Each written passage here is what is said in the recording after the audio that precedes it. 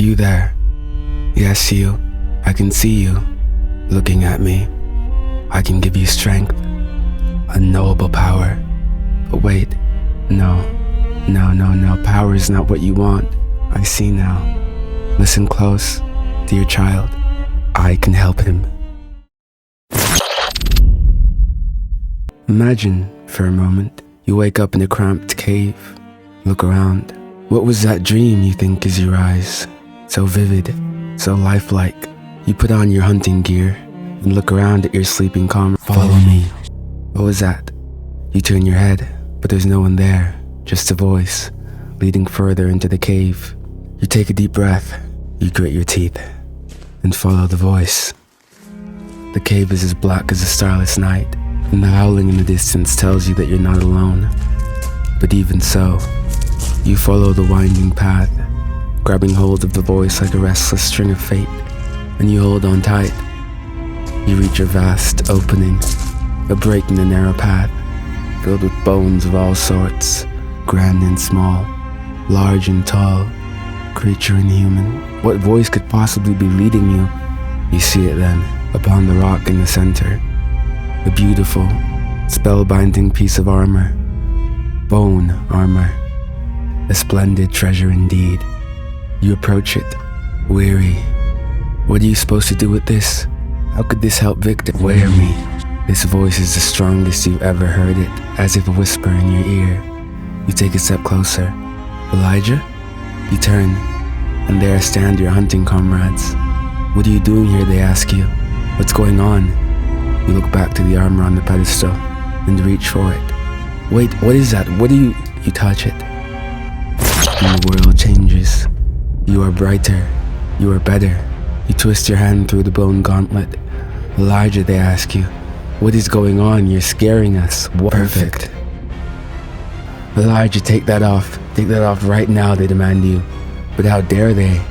Why would they ever seek to deprive you of something so magical as this? Jealousy? No, jealousy cannot stand. A fire lights in your belly then, as you don the full bone armor. None will stand in your way. None will ever take it from you. You smile.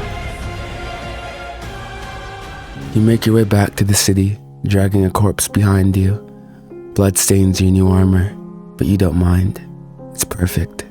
You're perfect. The people clap when you arrive and cheer, and when they ask if you're fallen comrades, you tell the truth. They died trying to protect you, but you found the armor. You won. Yes, they cry out, congratulations, but why won't you take it off? No. You reach your home and open his door. Victor. After all these years, he's still that same boy, eyes closed, in that half-alive state he was born in. You smile, not any longer. You rest your hand on him, and then it begins. Slowly at first. The armor, it's changing him, it's doing something. And after a moment, his eyes spark with life. Father? You could almost laugh. If the tears weren't coming so fast, everything you've wanted, at last. And that is why, when your fingernails grow longer, and your hair turns red, you don't even notice. Or rather, you couldn't care less. Something is happening to you. First your hair, red as scarlet. Now your eyes, sharp like serpents. It's armor. It's weaving with your skin. It demands perfection in your body. Your body is not enough. Not truly perfect, not yet. And so it is changing you, making you better. You walk down the city streets with Victor in hand. Father, he asks you, why do they have a statue of you in the city square? You laugh. Well, our town was plagued by a great evil, a seething abomination intent on making our city its domain. And so we gathered great heroes from far and wide. Legendary swordsmen, mages, saints, all meant to band together on a quest. A quest to find something that could save us. A fragment of a dead god. It is said that during the god's time in this domain, that dreadful omen, he left a piece of his armor. One so powerful that anyone who could ever find it and wear it, well, they could slay any abomination, much less the one plaguing our small town. And so I, and a few of my allies, we set forth. And when can I touch it? Victor asks as he reaches out. No! You can't believe your eyes. Victor is no more. A pile of ash at your feet. A stream of fire, genuine fire, came out of your mouth just then. And you burned him to cinder. What? Victor, you claw at your face. No, I didn't mean, I never meant. Onlooker, stop. No, Victor, you grab the ashes in your hand, and they fall through. No. Trial comes quick. You stand in front of the city in chains, still wearing your armor because they could not take it off of you. The High Warden looks down on you. I didn't do anything. I didn't mean to. You slew your own boy, Elijah. Just take off the armor. Take it off. Could you? Your son is gone because of it, because of what it's doing to you. So why shouldn't you just take it off? You move a hand towards your hand jerks back into place, and your blood drops. I can't, you cry out. It's trying to take me. Take my body, take over me. Please, you cry out to the courts. End me, end this. Let me reunite with my wings sprout from your back, black and red, and you howl with the creature's might. No, your eyes scatter. Help me. Your body contorts as it grows to the height of a mountain, towering over the city beneath you. Thousands perish. Your hands become claws, feet become daggers, and your mouth extends, stomach expands. Your skin takes the light of a crimson day, a scarlet night. You look down at them, at the people in the streets, the people who would deny your perfection, demand you change. Well, you've changed. Let's see how they like it. You ruin them, their world. You fly after them like the cattle they are, rending mother from son, brother from sister. Fatalist, they name you. Devourer of worlds. Rebel in this. You're so glad they remember your name. After all these centuries with different hosts, nothing's changed you. And you smile. However, somewhere, deep down, in that ancient blackness at the pit of your heart, at the pit of your soul, a voice cries out, small, but there, nonetheless. Victor, it says, where are you? Victor, it cries, come back to me. Victor.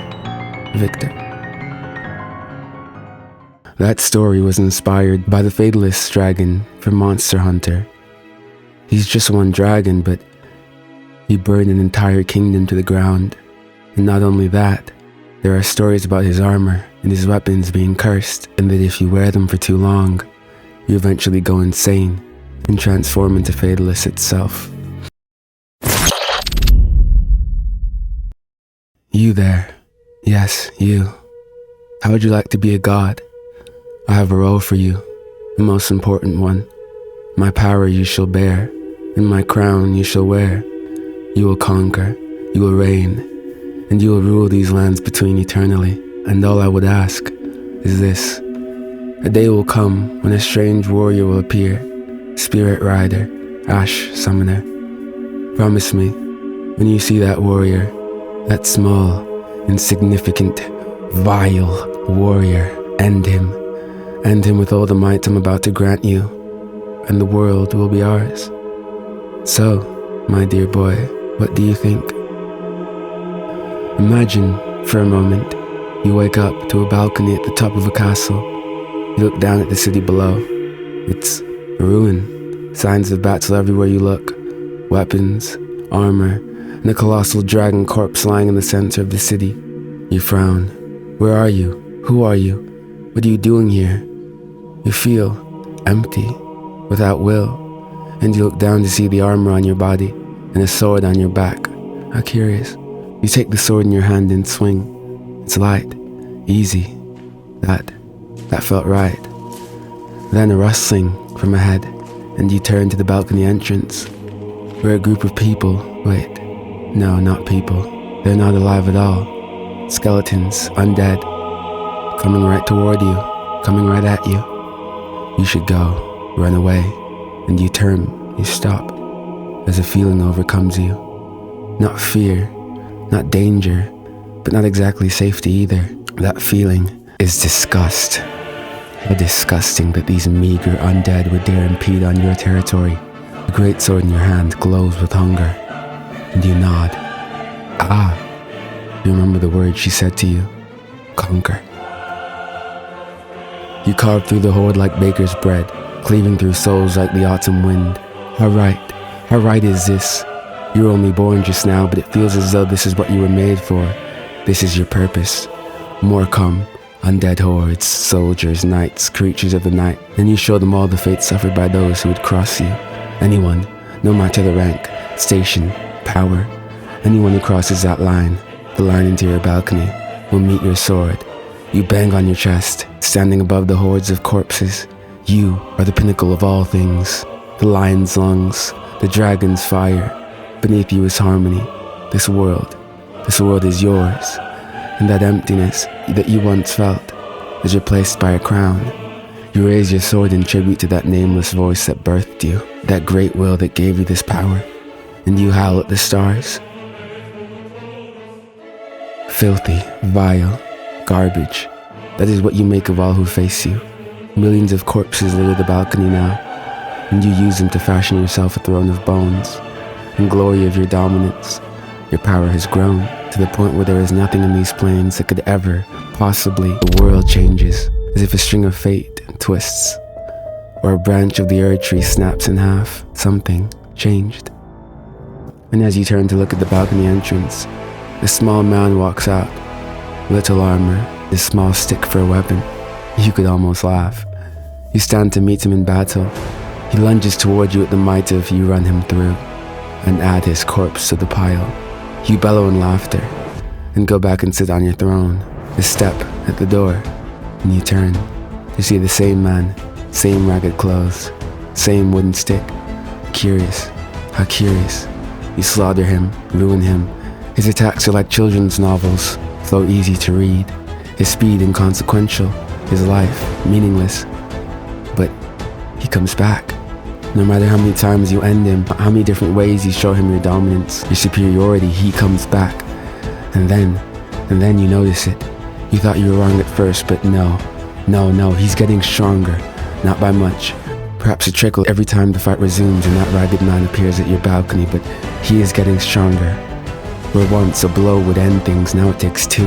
And when he arrives at your door, you do not laugh. You do not smile, your eyes are tired. For while he has an infinite number of lives, you have but one. Your arm is heavy, yet he is fresh and new with every life. What joke is this, you think as you fight? You were chosen, loved by a greater will. So why is this insignificant creature giving you trouble? How can it keep coming back? No, you won't let it happen. Not while you live and breathe, not while you reign.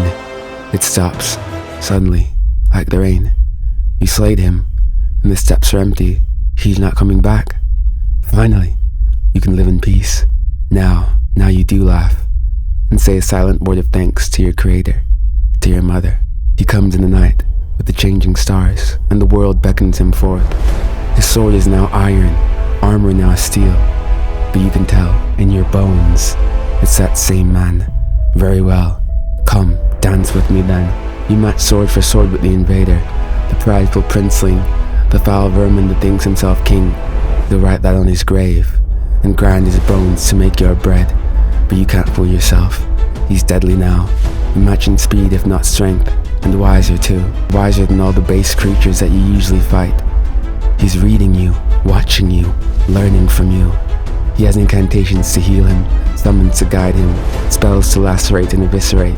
He calls down starbound meteors. He tames creatures from the void. He is better. No, not like this. Never. You were made to stand above, to rule all things. So why is this ragged, inconsequential being of nothingness your equal? You're better? Never. You slay him, and slay him, and slay him. He still never beat you, and upon that will that created you, he'll die a million deaths before he... You stop. What just happened? You saw it, clear as the sun's rise on Lane Dell. He could have killed you there, a low parry that you couldn't have stopped, but he didn't take it. Why didn't he? Your face drops. No, that can't be. He's letting you off. He's playing with you throughout all your years. Nothing, no one, Not a single entity with breath in its lungs has seen this form. You drop the sword and take on the lion spirit in your heart, rising to stand taller, a colossal, red titan of death. Forefathers, one and all, bear witness. And you engage with that creature, that hero, under the stars. Mother, do you see me? If you are there, please, make it stop. The man he won't stop, he does it for pleasure, leaves me there, on the edge of life, yet still awake. I beg you, Mother, whatever it is you are, wherever you are, make it stop, please.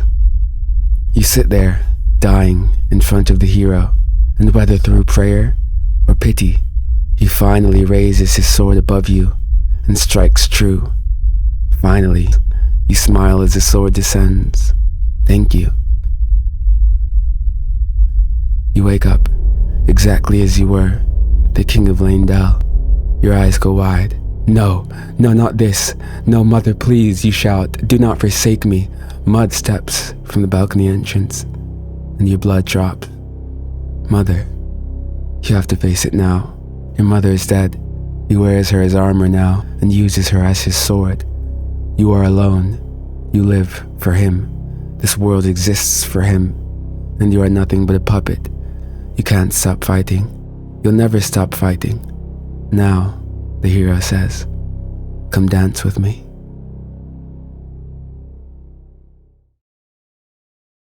Make sure to subscribe if you enjoyed, and like the video if you enjoyed. A lot of you aren't subscribed, and that would really help a lot with making more videos, so thank you. 10,000 likes, I'll do an extra video for the month, so please make sure to like it. By the way, I started a Patreon, so please check it out for my script or simply to support the channel so I can make more videos more frequently and at a higher quality. Also, join the Discord. We have fun there.